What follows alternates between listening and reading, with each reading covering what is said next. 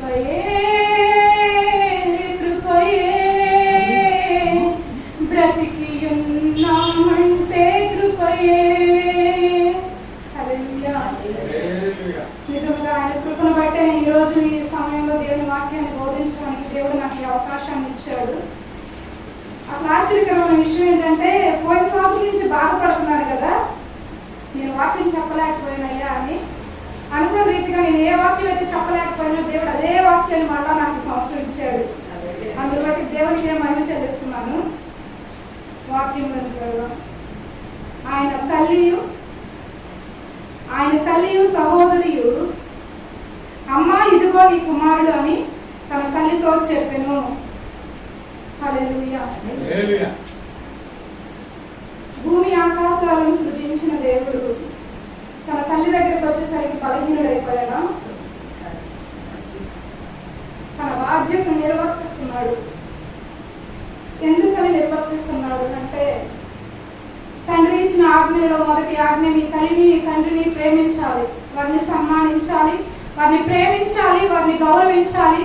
వారు ఇచ్చిన ఆయుష్లో వారు ఏది చేసినో వారిని నువ్వు క్షమిస్తూ వారిని ప్రేమిస్తూనే బ్రతకాలి, కానీ వారికి ఎదురాడి నువ్వు తిరగడానికి నీకు అర్హత లేదు అని దేవుడు ఆజ్ఞ ఇచ్చాడు మోషే గారి చేత.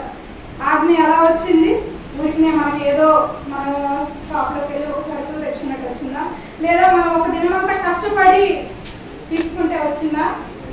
కాదు. కానీ 40 దినాలు మోషే గారు ప్రార్థన చేశాడు. సీనాయి పర్వతానికి ఎక్కాడు. తండ్రి ముఖాముఖిగా చూస్తున్నాడు, తండ్రితో సహవాసము చేస్తున్నాడు.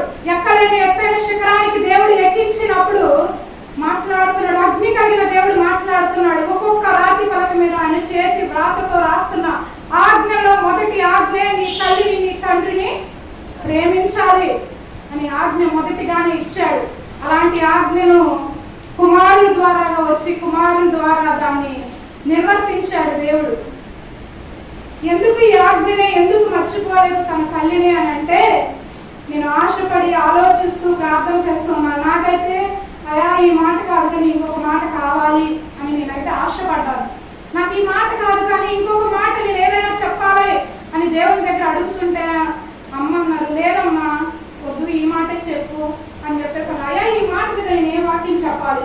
నేను అడుగుతున్నా దేవుని, అయ్యా నేను ఏ నిమిషంలో ఎప్పుడు వాక్యం మాట్లాడినా నీవు మర్మంగానే మాట్లాడతావు.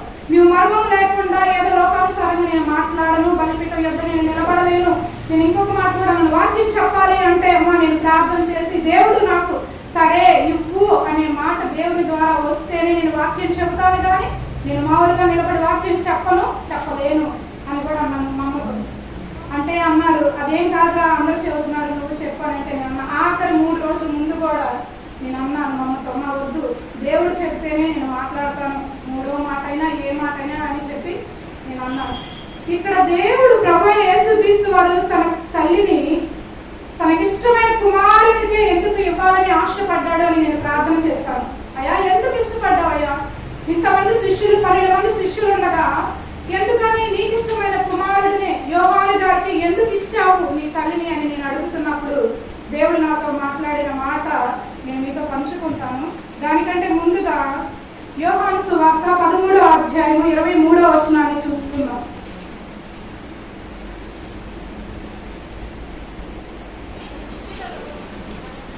అందుకు యేసు 23 ఆయన శిష్యుల్లో యేసును ప్రేమించిన ఒకడు యేసు రొమ్మును ఆనుకొనుచూ ఉండెను. ఏంటంట? ఆయన శిష్యులో యేసు రొమ్మును ఆనుకొనుచూ ఒక శిష్యుడు ఉన్నాడంట. ఆయనే ఈ యోహాను గారు. ఈ యోహాను గారికి ఎందుకు అప్పగించావయ్యా అని నేను ప్రార్థన చేస్తున్నాను. ఈ యోహాను గారికి ఎందుకయ్యా పేతురు గారు దుడుకు స్వభావి అయినప్పటికీ మా పలుమార్లు నీవు ఎరగనని అన్నప్పటికీ ఎందుకని యోహాను గారికి నువ్వు అప్పగించావయ్యా అని చెప్పి నేను ప్రార్థన చేస్తున్నప్పుడు దేవుడు మాట్లాడాడు. యోహాను గారితో ఉంటేనే ఆత్మీయ స్థితి అయినను లోకములో పడిపోకుండా పరిశుద్ధాత్మ ద్వారా నడిపింపు అనేది. తల్లి నేను కుమారుడు లేడని కృంగుదలలో అపవాది ఎక్కడైతే దొంగిలించుకుపోతాడో అని దేవుడు ఏం చేస్తున్నాడంటే తనకిష్టమైన కుమారుడు తన రొమ్ముకి ఆనుకున్నటువంటి కుమారుడికి అప్పగిస్తున్నాడు. తన రొమ్మును ఆనుకున్నాడు అంటే మనం మన తల్లి రొమ్మును ఆనుకుంటే మన తల్లి బాధ మనకి తెలిసిద్ది. మన కుమారుడిని మన దగ్గరికి తీసుకుంటే మన బిడ్డలో ఉన్న బాధ మనకి తెలిసి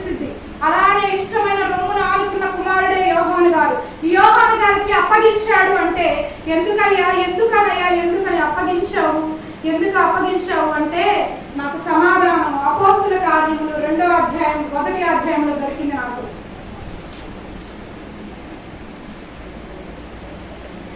అపోస్తుల కార్యములు 1వ అధ్యాయము 14వ వచనంలో ఉండింది. వీరితో కూడా కొందరు స్త్రీలను యేసు తల్లి అయిన మరియయు ఆయన సహోదరులను ఏక మనస్సుతో ఎడతెగక ప్రార్థన చేయుచూ ఉండిరి. దేవునికి స్తోత్రం కలుగును గాక. పరిశుద్ధాత్మ పొందుకున్న వారిలో యేసు తల్లి అయిన మరియ కూడా ఉంది.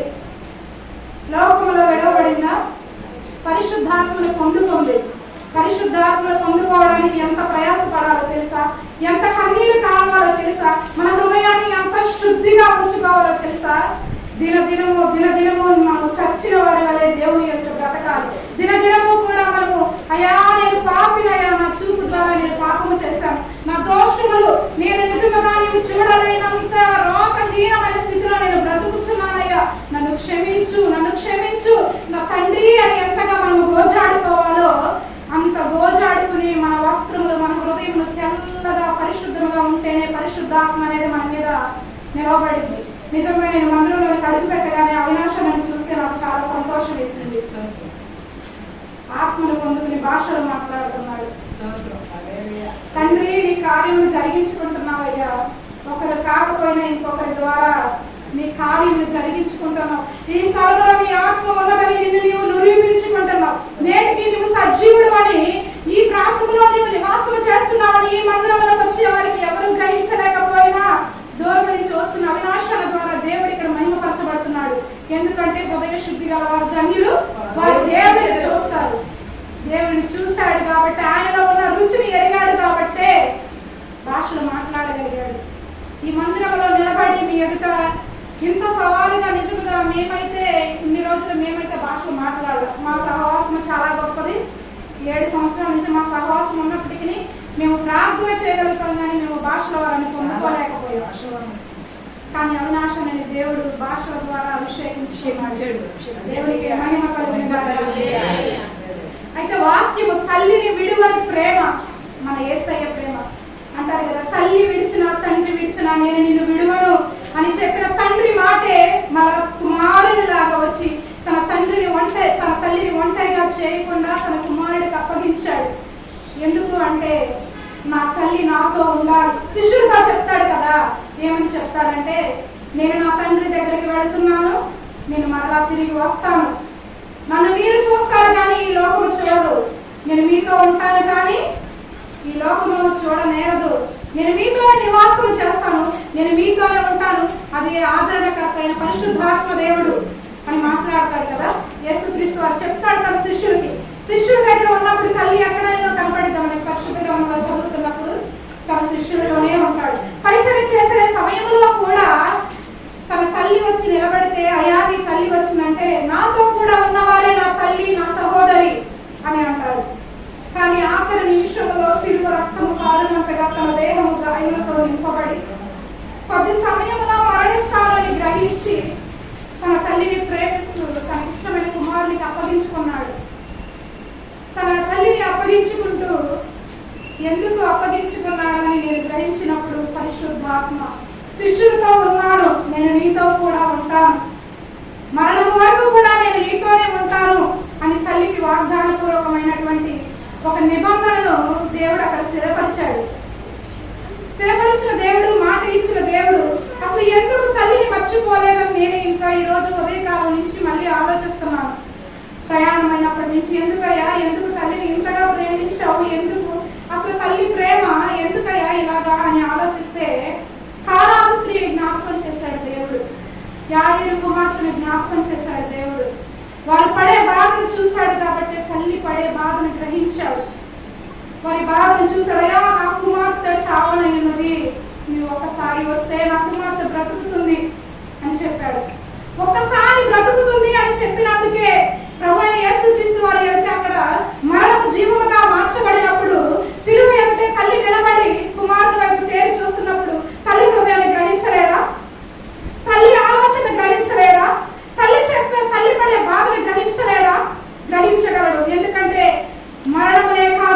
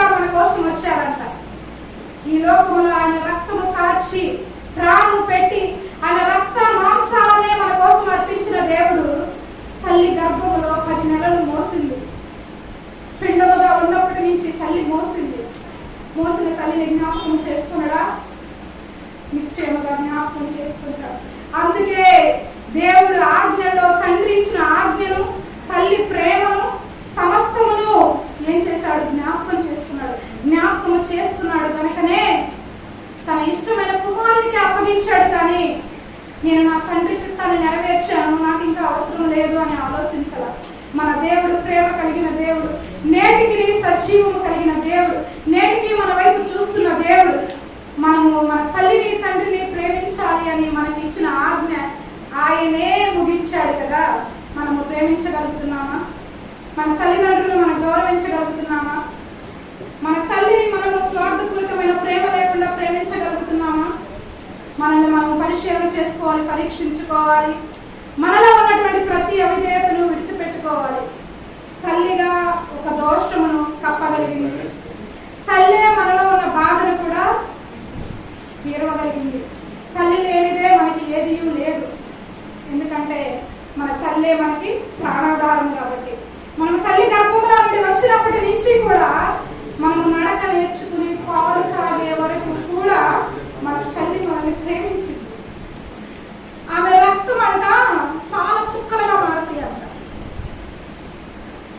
మనకి ఏమీ తెలియని సమయంలో మన తల్లి మనం ఆకలితో ఏడుస్తుంటే తన రక్తహీనతను కూడా గ్రహించదంట. నా బిడ్డ ఆకలితో ఉంది అని గ్రహించిద్దంట. మన ప్రాణము పోతుంటే, మనకి ఏదైనా చిన్న జ్వరం వచ్చి చిన్న దెబ్బలగితే తల్లి అల్లాడిపోయిందంట. మీరు ఎప్పుడు చూడలేదా? మీ తల్లిదండ్రులని మీరు ఎప్పుడు చూడలేదా?